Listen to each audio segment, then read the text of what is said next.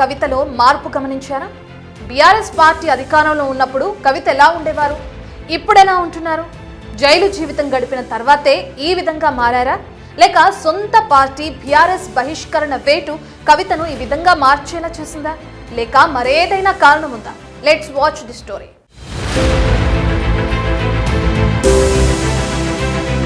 Telangana politics లో Kalvakuntla Kavitha hot topic గా మారుతున్నారు. కొన్ని రోజుల నుంచి సెంటర్ ఆఫ్ అట్రాక్షన్ గా నిలుస్తున్నారు.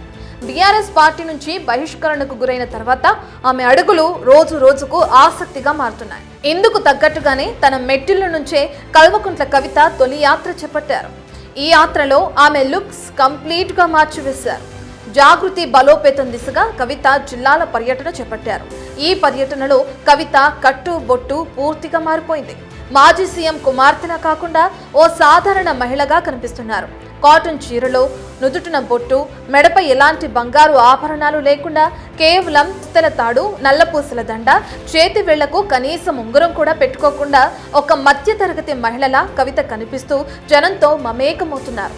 కవిత కొత్త లుక్స్ పై సోషల్ మీడియాలో పెద్ద చర్చ జరుగుతుంది. తెలంగాణ తల్లిని పోలిన విధంగా కవిత వేషధారణ అనుసరిస్తున్నారని కామెంట్లు చేస్తున్నారు నెటిజన్లు.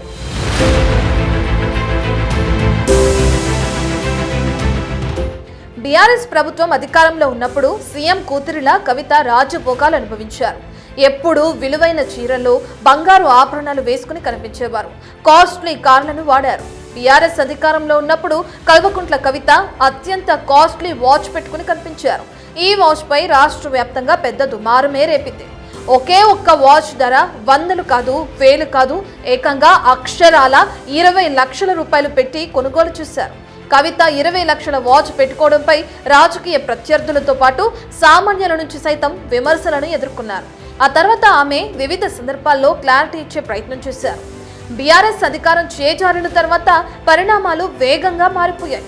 ఢిల్లీ లిక్కర్ స్కామ్ కేసులో సిబిఐ కవితను అరెస్టు చేసింది. ఈ కేసులో కవిత ఏకంగా 164 రోజుల పాటు జైలు జీవితాన్ని అనుభవించారు. జైలులో ఉన్నప్పటి నుంచి కవిత ఆధ్యాత్మిక మార్గాన్ని ఎక్కువగా అనుసరిస్తున్నారు. జైలు నుంచి కోర్టుకు వెళ్తుండగా కవిత చేతిలో హనుమాన్ చాలీసాతో కనిపించారు. జైలు నుంచి రిలీజ్ అయిన తర్వాత కల్వకుంట్ల కవిత మాటలు బీఆర్ఎస్ పార్టీలో మంటలు పుట్టించాయి.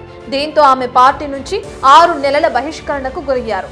ఆ తర్వాత పొలిటికల్ గానే కాదు, వ్యక్తిగతంగానూ కవిత వ్యూహాలు, పద్ధతులు మార్చారని రాజకీయ విశ్లేషకులు చెప్తున్నారు.